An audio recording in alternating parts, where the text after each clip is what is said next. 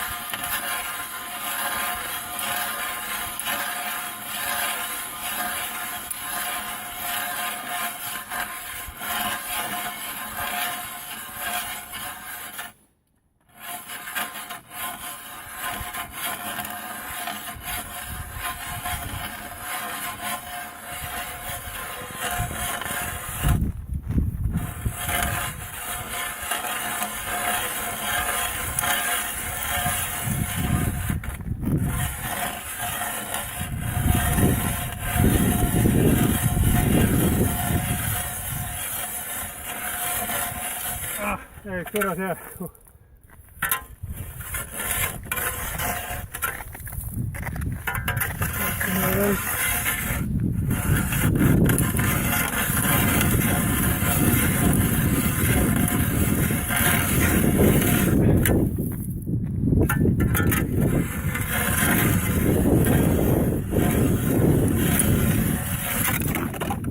Nii, oleme läbi suure joomise peale.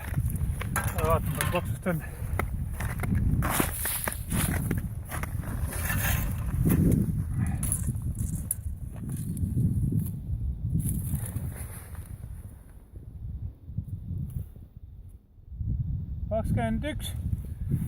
Nii et selle nädalaga on nüüd siin sentimeeter maha läinud.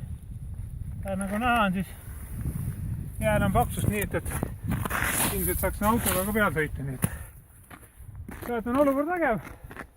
Lund ei ole peal, siin mingi väike karredam kiht on peal, suitsutamist ei sega. Nii et nädalavahetusel on uisumatka.